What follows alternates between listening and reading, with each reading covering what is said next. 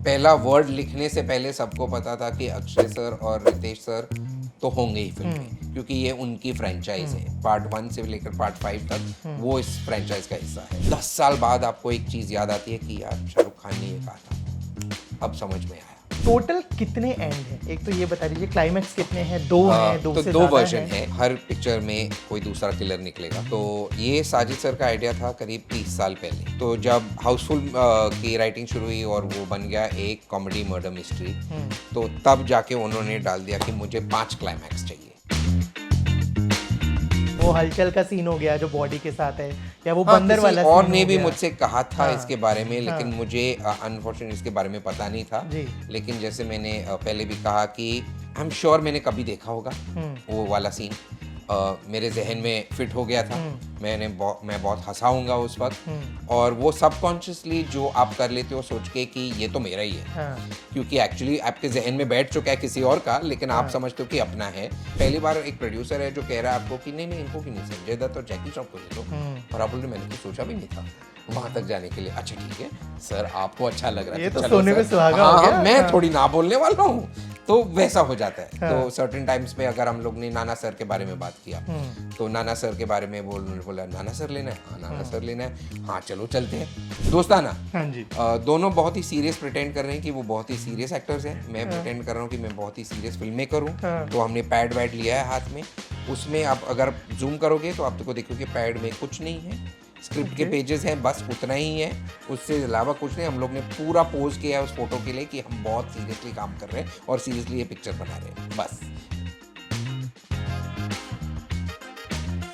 Hello, हाय, आदाब, नमस्कार, सत श्री अकाल। आप देखना शुरू कर चुके हैं गलाटा इंडिया और मेरा नाम है अविनाश पाल। आज का ये जो इंटरव्यू है भाई साहब, ये ऐतिहासिक है। ऐतिहासिक इसलिए क्योंकि जिस फिल्म के लिए और जिस शख्स के साथ मैं बैठा हूँ, वो फिल्म रिलीज से पहले ही इतिहास के पन्नों में दर्ज हो गई है, सिनेमाई इतिहास। ये इंडिया की पहली 5th फ्रेंचाइज फिल्म है। मैं बात कर रहा हूँ हाउसफुल 5 की। मेरे साथ मौजूद है इसके डायरेक्टर तरुण। तरुण, स्वागत है। Thank you so much. मैं बहुत खुश हूँ कि अब मैं आपके साथ बैठा हूँ और आपके जवाब दे सकता हूँ। Thank you so much for the time. मुझे ये बताइए, जैसा जो हम लोग अभी जो बात कर रहे हैं, मेन चीज़ की पहली 5th फिल्म किसी भी फ्रेंचाइज की इंडिया के लिए, how do you see this? Do you feel कि कहीं ना कहीं एक प्रेशर है? क्योंकि इंडियन या सिनेमैटिक इतिहास में जब भी बात होगी बोला जाएगा फिल्म हिट हुई, कैसा रिस्पॉन्स रहा, उसके किस्से, उसकी चर्चाएं। How do you see this? बिल्कुल होगा। वो प्रेशर तो हमेशा रहता है कि ये मैं इस फ्रेंचाइज में तो अभी आया हूँ सिर्फ 5th पार्ट पे। इस फिल्म की ऑलरेडी जो एक फ़ैन फॉलोइंग है, जो एक लव आता है इस फिल्म को, उसको क्या आप निभा पाओगे या नहीं। करेक्ट। तो मेन चीज़ तो हमारे लिए as a director will always be कि क्या मैं वो जस्टिस कर पाऊँगा या नहीं। तो प्रेशर तो हमेशा था, लेकिन अगर मैं उसी तरफ दिखता कि अगर प्रेशर इतना है, प्रेशर इतना है, प्रेशर इतना है, तो प्रेशर से दब जाता। तो सिंपल बात था, मैंने चश्मे लगा लिए जो यहाँ से कवर्ड थे, कुछ नहीं देखा और बस एक पिक्चर बनाया और बन गई। All is good. अब देखते हैं, ऑडियंस ही डिसाइड करेगी अगर मैं ठीक हूँ या गलत। ट्रेलर तो बहुत एक्साइटेड है, और इसके अलावा एक और चीज़ जो मेरे को पर्सनली काफ़ी एक्साइटिंग लगी, शायद ऑडियंस को भी लग रही होगी, कि फिल्म के एंड एक से ज़्यादा हैं। साजिद भाई ने भी ट्रेलर लॉन्च इवेंट में इस चीज़ को लेके बात करी। टोटल कितने एंड हैं? एक तो ये बता दीजिए, क्लाइमैक्स कितने हैं? दो हैं, दो तो से दो ज़्यादा वर्जन हैं? है। ओके। दो वर्जन है। हर पिक्चर में कोई दूसरा किलर निकलेगा। तो ये साजिद सर का आइडिया था करीब 30 साल पहले। 30 साल पहले उन्होंने सोचा कि मैं एक दिन एक मर्डर मिस्ट्री बनाऊंगा, एक थ्रिलर बनाऊंगा जिसके 2 अलग अलग क्लाइमैक्स होंगे, और उनके लिए वो मौका आया ही नहीं बनाने के लिए। तो जब हाउसफुल की राइटिंग शुरू हुई और वो बन गया एक कॉमेडी मर्डर मिस्ट्री, तो तब जाके उन्होंने डाल दिया कि मुझे 5 क्लाइमैक्स चाहिए।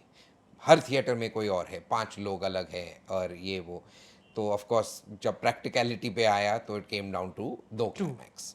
तो हमारे पास 2 अलग क्लाइमैक्स है जो आप देखोगे, तो आप 2 बार प्लीज़ जाके देखिए और मज़े लीजिए और पिक्चर। ये कैसे पता लगेगा कि मैं अलग क्लाइमैक्स देखने जा रहा हूँ? मान लीजिए मैं एक आम दर्शक की तरह हाँ फिल्म जी। देखने गया, मैंने पीवीआर में या कहीं किसी भी एक थिएटर में शो बुक किया, मैं सुबह 9 का शो गया। अब पहली फिल्म में for example Abhishek Bachchan colour निकले, ठीक है, जस्ट एन एग्जाम्पल, ओके। ठीक है। अब मैं अगली फिल्म देखने गया, मुझे कैसे पता लगेगा कि अगली फिल्म में अभिषेक ही किलर हैं या कोई और है? ऐसे तो तो एक वो ही फिल्म के लिए सिस्टम 2 बार अभी पैसा खर्च होगा। शायद वो अभी वो सिस्टम डिवाइस कर रहे हैं डिस्ट्रीब्यूटर्स के साथ, पीवीआर के साथ, आइनॉक्स के साथ, केटी गैलेक्सी के साथ, सबके साथ एक सिस्टम डिजाइन किया जाएगा ताकि आपको भी पता चले आपने ये वाली देख ली है, अब आप ये वाला देखने वाले हो। तो वो सिस्टम रेडी प्लेस में होगा और जैसे ही एडवांस खुलेगी सबको वो इन्फॉर्मेशन दिया जाएगा। और उसको कैसे बताओगे दर्शकों को? जैसे मैंने उदाहरण दिया कि अभिषेक किलर है, हाँ, तो वैसे ही ऑडियंस को कैसे बताया जाएगा? एंड ए एंड बी लिखा रहेगा या कैसे पता उनको? नहीं। हाँ, मैंने अभी तक वो फिक्स नहीं किया नहीं साजिद किया। सर के साथ एग्जैक्टली क्या वो सिस्टम होने वाला है। मैं इस वक्त सिर्फ फिल्म में ऑक्यूपाइड हूँ कि इसको ख़त्म करूँ टाइम पे, मेरा फिल्म ख़त्म हो जाए, उसके बाद जो भी चल रहा है मार्केटिंग का ये सब हो रहा है मेरे पीछे, वो सब चल रहा है। तो उस वक्त मुझे पता चलेगा जब मैं स्टूडियो से निकलूंगा और कहूँगा मेरा फिल्म रेडी है, तब मेरे को सब इन्फॉर्म कर लेंगे कि क्या सिस्टम चल रहा है और उसी तरह आप सबको भी इन्फॉर्म किया जाएगा। फिल्म की जो तीसरी सबसे बड़ी चीज़ है वो है इसकी कास्ट। मतलब क्या चुनिंदा चेहरे हैं, हर किसी का अपना एक अलग फिल्मोग्राफी है, हर किसी की एक अलग ऑडियंस है। इन सबको फिल्म में लाना, उन सबके साथ काम करना बहुत इजी हो जाता है, मुश्किल हो जाता है। मुझे याद है मैंने अभी हाल ही में अहमद खान से बात करी थी जो वेलकम 3 बना रहे हैं। उन्होंने बताया कि अविनाश इतनी बड़ी कास्ट के साथ, क्योंकि उनकी फिल्म में भी 30 से ज़्यादा फिल्म एक्टर्स हैं, बोल रहे एक्टिंग तक आने का छोड़ दो, जो एक्टर्स हैं उनकी वैनिटी से लेके, उनके मेकअप से लेके, उनकी कार्स तक लेके बहुत सारी चीज़ें होती हैं। आपका एक्सपीरियंस कैसा रहा? तो ऑफ कोर्स वो तो बहुत सारी चीज़ें होते हैं जो फिल्म मेकिंग के पीछे जाती हैं। वो एक प्रोडक्शन का काम है जो मेरा नहीं है, उनका देखभाल होता है कि वैन्स हैं, गाड़ियाँ हैं, पार्किंग है, खाना टाइम पे आया है या नहीं, वो सब एक प्रोडक्शन का काम है ठीक है। जिसमें मैं घुसता नहीं हूँ। मैं डायरेक्टर हूँ, मेरा काम क्रिएटिव है। एक्टर जब वैनिटी वैन से निकलेगा मैं फिल्म बनाऊंगा और मुझे कोई भी मुश्किलात नहीं हुई इस पूरी पिक्चर को बनाने में। मेरा कोई भी एक ऐसा एक्टर नहीं था जिसने मुझे मुश्किल दिया या टाइम पे नहीं आए या कुछ नहीं। हंसी मजाक में ये पिक्चर बन गई है एंड या तो कोई ऊपर वाला देख रहा है या जो भी है, लेकिन बन गई। फिल्म के ट्रेलर में हमने बहुत सारे नुआंस देखे जो पुरानी फिल्मों से, वो हलचल का सीन हो गया जो बॉडी के साथ है, या वो हाँ, बंदर किसी वाला और सीन ने हो भी गया। मुझसे कहा था हाँ, इसके बारे में, लेकिन हाँ, मुझे अनफॉर्चुनेटली इसके बारे में पता नहीं था। जी। लेकिन जैसे मैंने पहले भी कहा कि आई एम श्योर मैंने कभी देखा होगा वो वाला सीन। मेरे जहन में फिट हो गया था। मैं बहुत हंसाऊंगा उस वक्त।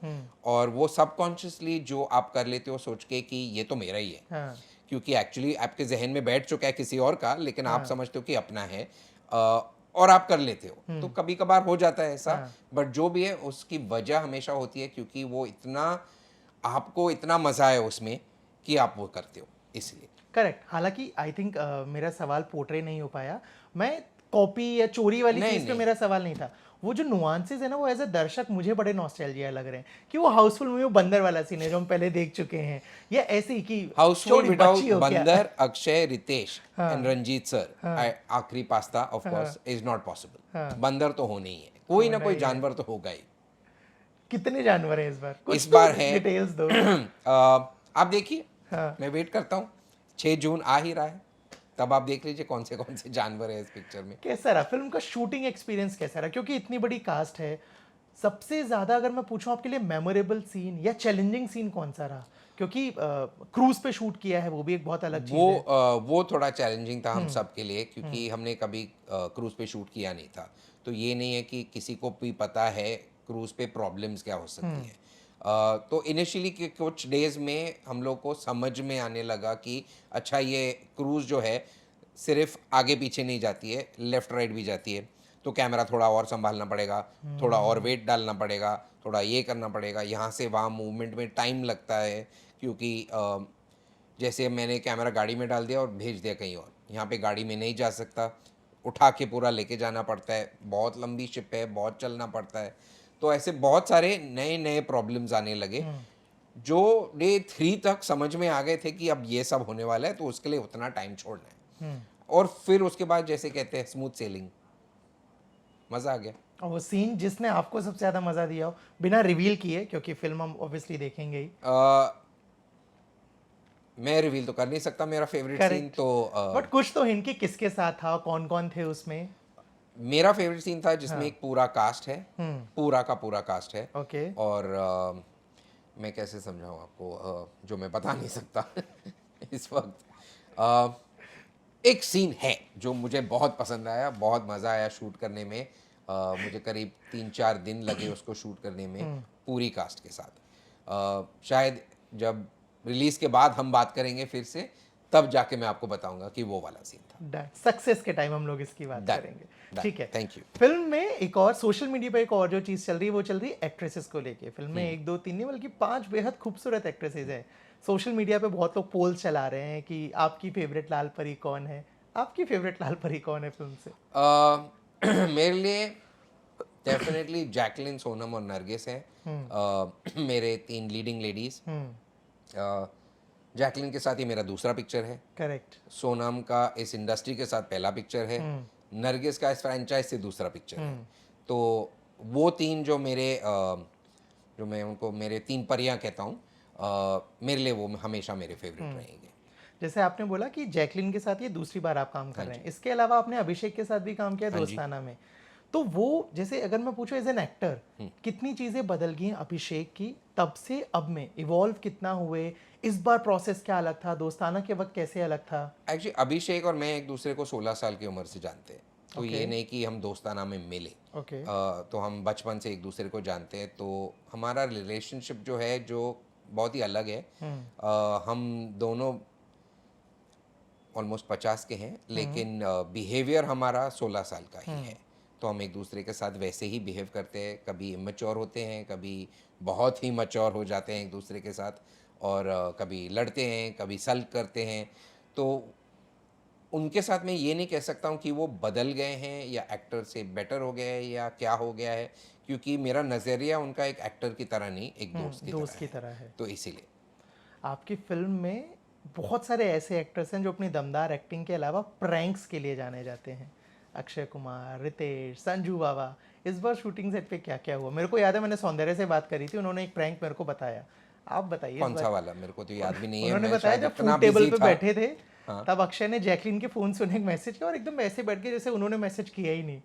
तो वो एक प्रैंक था। मुझे इसके बारे में पता भी नहीं था। हाँ, कोई और क्योंकि प्रैंक जी। सेट पे इतने सारे प्रैंक तो हुए नहीं। कभी कभार मैं थोड़ा पागल हो जाता था जब मैं बोर हो जाता था कि शॉट को टाइम लग रहा है। तो फिर जब एक्टर आता था तो मैं छुप जाता था और फिर सडनली मैं बाहर आके "वाह!" बस उतना उतना ही हो जाता था मुझसे, उससे ज़्यादा नहीं होगा। अभी बहुत काम है, वो ही करते हैं। सो अक्षय ने प्रैंक्स जहाँ तक आते हैं तो मुझे कुछ ज़्यादा याद भी नहीं है कि एग्जैक्टली कौन सा प्रैंक किसने किया, टू बी ऑनेस्ट। क्योंकि इतना मसरूफ था मैं इस पिक्चर बनाने में कि मैं शायद लेफ्ट राइट देख भी नहीं रहा था उस वक्त। आई एम श्योर अक्षय ने कुछ किया होगा, या तो जैकलिन ने कुछ किया होगा, या अभिषेक ने किया होगा, या किसी रितेश ने किया होगा। बट उस वक्त शायद मुझे अभी कुछ याद भी नहीं आ रहा कि ये हुआ था। आप मुझे पूछो कि जब क्रूज चल रहा था, एक स्टॉर्म आया था, ओके। मेरे को सब याद है उस दिन क्या हुआ।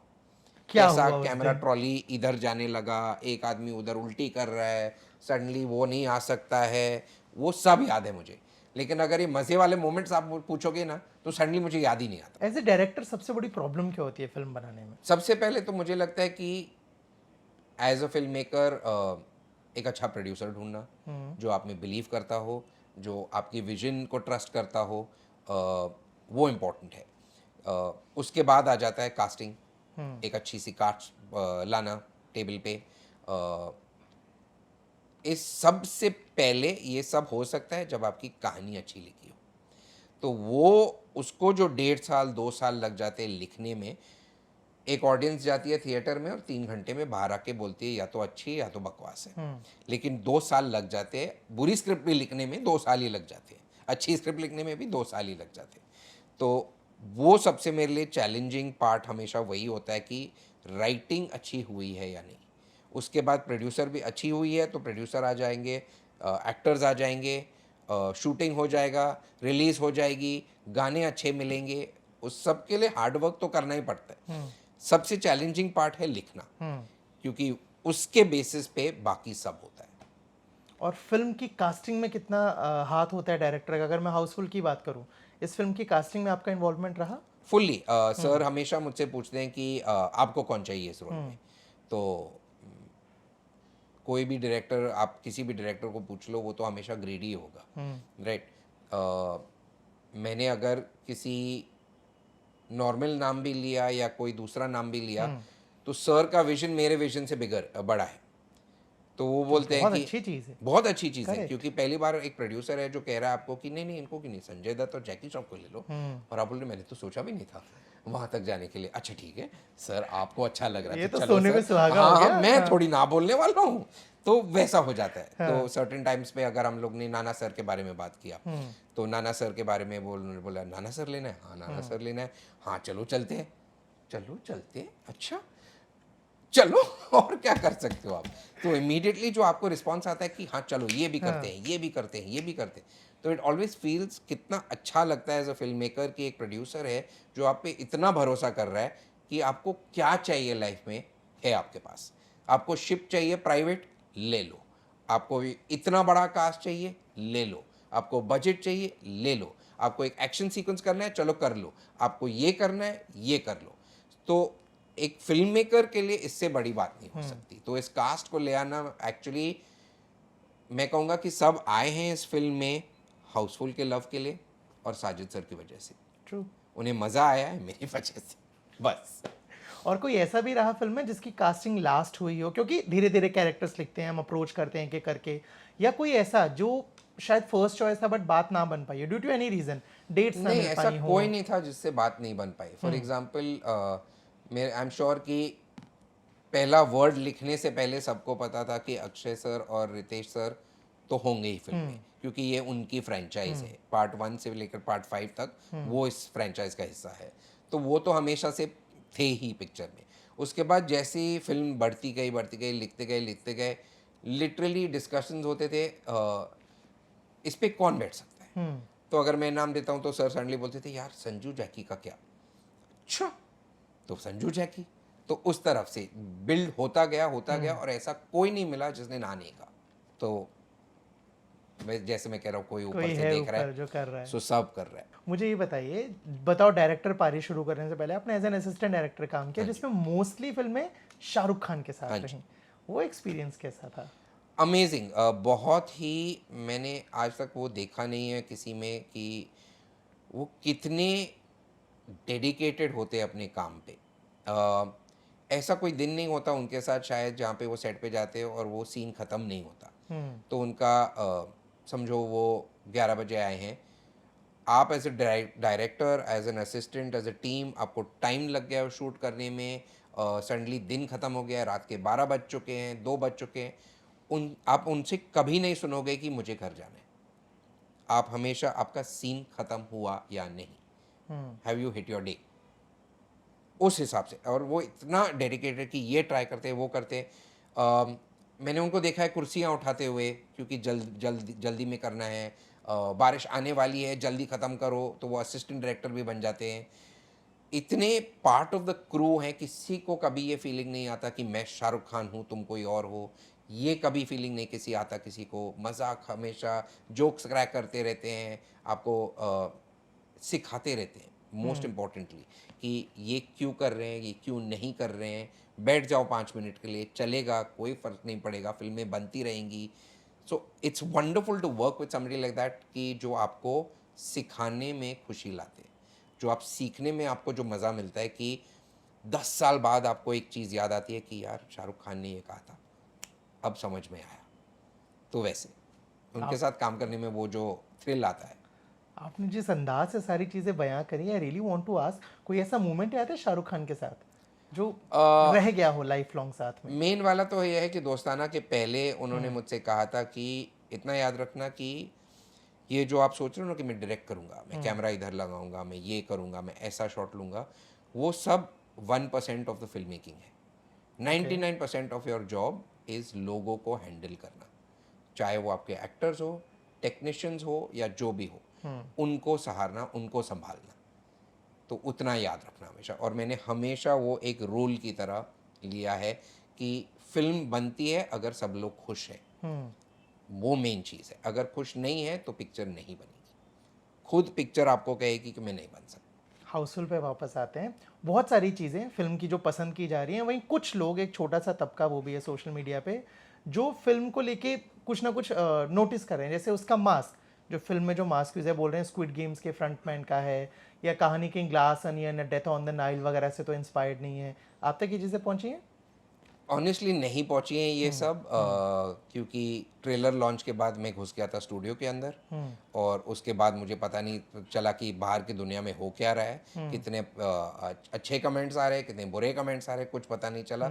और पिक्चर निकलेगी तो सब समझ जाएंगे। तो हर किसी का एक वंडरफुल, मुझे तो खुशी हो रही है कि कोई देख रहा है और कह रहा है कुछ, राइट, ये कि ये यहाँ से, ये यहाँ से, ये वहाँ से, ये वो वाला है, ये वाला है। अच्छा है, वही तो मार्केटिंग होती है कि आप बात करो उसके बारे में। Point. तो इन्जॉय कीजिए, प्लीज़ बात कीजिए और चीज़ें देखिए, और पॉज करके देखिए, और स्क्रीनशॉट्स लीजिए, ताकि आपका इंटरेस्ट इस फिल्म में जमा रहे, ताकि आप और मज़े ले इस फिल्म का जब ये रिलीज़ हो, कि आप करेक्ट थे, आप गलत थे, क्या है। आप उस वक्त थिएटर में बैठकर अपने दोस्त को नच कर सके, देखा मैंने बोला था तेरे को, ये सब हो। यही तो एक्सपीरियंस होता है फिल्म मेकिंग का अग्री। और व्यूइंग का। इस पूरी फिल्म को लेके कुछ और, like anything else you want to add, कोई मेमोरी, कोई कुछ भी? एक अजीब चीज़ होती है फिल्म मेकिंग में कि जब आप बना रहे हो उसको, तो आप हमेशा बोलते हो अपने आप को कि यार ये तो लाइफ लॉन्ग मैं रिमेंबर करूँगा कि जब ये हुआ था। फिल्म मेकिंग के 2 महीने बाद जब आप पोस्ट में घुस जाते हो, पोस्ट प्रोडक्शन में घुस जाते हो, सडनली कुछ याद नहीं रहता, ये कैसे हुआ तक याद नहीं रहता, हम लोग ने कैसे ये फिल्म कंप्लीट। मैं अपने एसोसिएट डायरेक्टर से बहुत टाइम पे बात करता हूँ, कहता है यार, मैं उनसे बात करता हूँ और पूछता हूँ कि ये कैसे हो गया हमसे। 19 लोग का कास्ट, और हमने ख़त्म कर दिया पिक्चर आराम से। हुआ कैसे? साजिद सर और मैं कभी बैठते हैं और बोलते हैं यार ये एक्चुअली हो गया पूरा, शिट अभी 3-4 दिन बाकी है, ये कब हुआ, कैसे हुआ? कुछ याद ही नहीं आता कि 2 साल से आप लिख रहे हो, शूटिंग किया 6 महीने, ये सब किया, और सडनली एंड में आते हो और सब निकल गया दिमाग से। कैसे हुआ? आप खुद घूम रहे हो एक नए फिल्म मेकर की तरह कि भाई ये कैसे हो सकता है, ये कैसे हो सकता है। तो वही चलते रहता है माइंड में, कुछ याद नहीं रहता, बस याद रहते हैं वो, जैसे कि मैंने आपको कहा शिप पे स्टॉर्म आई थी उस वक्त, बस वो आधा दिन याद है कि ये हो रहा था, वो हो रहा था। उसके बाद याद आएगा कि अभी पोस्ट प्रोडक्शन में अच्छा ये चला गया, अरे ये प्रॉब्लम हो गया, उतना तक याद है। बाकी कुछ समहाउ जस्ट डिसअपियर्स। 6 महीने बाद रिलीज के जब आप बैठोगे और सोचोगे कि ये क्या हुआ था, जैसे कि आप कह रहे हो ये प्रैंक हुआ था, कुछ याद नहीं है मुझे। और मैं लंच के टेबल पे बैठता हूँ उनके साथ, फिर भी मुझे कुछ याद नहीं। 6 महीने बाद मेरे को याद आएगा, अरे हाँ ये वो वाला दिन है, अच्छा अच्छा अच्छा अच्छा अच्छा, तब जाके याद आएगा। इस वक्त तो इतना सब कुछ चल रहा है माइंड में कि कुछ याद नहीं रहता। ठीक है, हाउसफुल 5 रिलीज के बेहद नज़दीक है। इसके बाद क्या कुछ और प्रोजेक्ट्स आपके? साजिद सर और मैं बातें कर रहे हैं, कुछ लाइनअप किया है, और जल्दी ही अनाउंस करेंगे एक बार ये वाली ख़त्म हो जाए। डन, ठीक है। इस बातचीत को ख़त्म करने से पहले, आपका इंस्टाग्राम में स्क्रॉल कर रहा था, मेरे को उस पर आपके 2-3 फोटोज़ दिखे। आई विल शो यू, और आपको उसको देख के जो भी मेमोरी याद है प्लीज़ शेयर विद अस। ये है दोस्ताना से, जब हमने एक कौन सा, ये वो वाला सीन है जहाँ पे तीनों बैठे हुए हैं जाने क्यों के गाने में, और वो बेंच पे बैठ के बियर पी रहे हैं, उस वक्त था। तो उस शाम को जब पैकअप हुआ तो हम सब आराम से चिल कर रहे थे उसी लोकेशन पे, और तब जाके ये फोटोग्राफ लिया गया था। ओके। ये तो हमारे हाउसफुल के सेट से है, जब सब पूरी कास्ट थी उस दिन, तो एक फोटो डिसाइड कर लिया कि चलो सब लोग हैं यहाँ पे, ले लेते एक फोटो। ये वही वाला फोटो है जो आप बता रहे थे कि आई थिंक सबसे यादगार सीन रहेगा आपके लिए? नहीं, वो नहीं है? बिल्कुल हाँ, ओके। बिल्कुल नहीं। पता नहीं क्या कह रहे हैं आप, मुझे कुछ याद नहीं है। दोस्ताना, हाँ जी। दोनों बहुत ही सीरियस प्रिटेंड कर रहे हैं कि वो बहुत ही सीरियस एक्टर्स हैं। मैं प्रिटेंड कर रहा हूँ कि मैं बहुत ही सीरियस फिल्म मेकर हूँ। तो हमने पैड वैड लिया है हाथ में, उसमें आप अगर जूम करोगे तो आप तो देखोगे पैड में कुछ नहीं है, स्क्रिप्ट के पेजेस हैं, बस उतना ही है, उससे अलावा कुछ नहीं। हम लोग ने पूरा पोज किया है उस फोटो के लिए कि हम बहुत सीरियसली काम कर रहे हैं और सीरियसली ये पिक्चर बना रहे हैं, बस। वैसे एक्चुअली कुछ नहीं हो रहा है उस पिक्चर में। जैसे ही फोटो खत्म हुआ हम तीनों उठे और बोले चलो हो गया। आई थिंक ये वही चीज है जो आप बोल रहे थे ना कि जब बाद में याद आता है चीजें। तो अब मेरे को 17 साल याद बाद है, ये वाला ये याद है। 6 महीने पहले जो हुआ था कुछ याद नहीं, कुछ याद नहीं। Thank you so much, Tarun, for the My pleasure, Baatcheet, for Avinash. sharing Thank you all for the having things. me here. Thank you for being here, and all the very best for Houseful. I really like as a critic, I am very excited for the film. क्योंकि Very as a good. Set की film में बहुत सारे जो nuances हैं वो मेरे लिए तो बहुत ही ज़्यादा नॉस्टैल्जिक हैं. Of तो मैं course. एक्साइटेड हूँ, ऑडियंस भी है. We'll see. Thank you so Wonderful. much Thank for you the so much, Baatcheet. Avinash. Thank you Nice so meeting much. you. Same here. Hi, I'm Tarun Mansukani और आप मुझे देख रहे हैं गलाटा India पर.